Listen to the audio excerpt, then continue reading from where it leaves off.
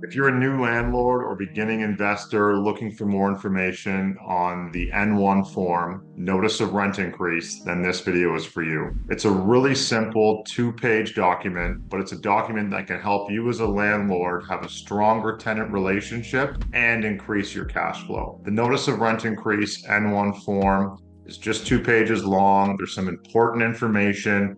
The top of page 2 that speaks to when to use this form. The first piece is that the landlord must give the tenant this notice at least 90 days before the date of the rent increase. The landlord may also only increase the rent if at least 12 months have passed since the last rent increase or since a new tenant moved into the rental unit.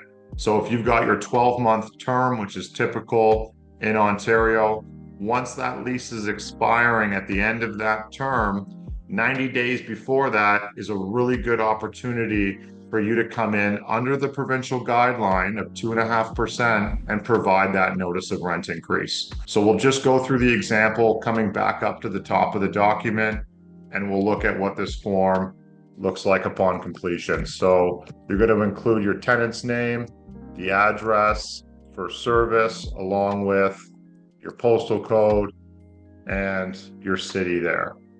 The top right is going to include your landlord's name, along with that address for service, postal code information, and of course the city as well. The address of the rental unit should be populated with the postal code, the city name, and that address. So now that we've completed that top portion of the document, we'll slide down to the new rent portion and when that becomes into effect. So we've already pre-populated this for the 1st of July. Currently, I'm sitting here, it's March 19th, 2025. So I'm well in advance of that 90-day notice. And I've also indicated where and what the rent will increase to in totality.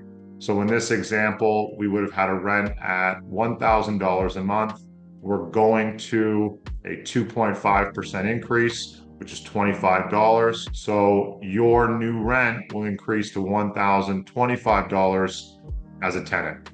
That's a per month amount. And we'll come down here with the explanation of the rent increase just to repeat. So this is a rent increase of $25 per month or 2.5%, which is the provincial guideline. And we'll also check the box that this rent increase is less than or equal to the rent increase guideline and does not need approval by an order under the Residential Tenancies Act. So again, this form being what it is, a 1 or 2 page document, really simple way to increase your rental income by a 2.5% portion. If you can blow this up to potentially a gross rental income amount of $10,000, that translates back to $3,000 in cash, an increase over the course of that year, or 2.5%. So really simple document here to populate. We'll come on down to page 2 for the completion.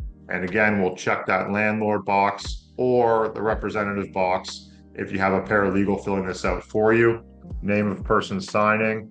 We'll use the landlord again, that contact phone number, the date to which I'm signing. Again, I'm sitting here, it's currently March of 2025, March 19th to be exact. And I'll wet sign this as well, print, scan, put it back into the email chain with my tenant to ensure they receive it. And another best practice is just to print it off and drop it off as well to ensure that they've got the document in receipt. This document, again, really simple to populate, really simple to complete.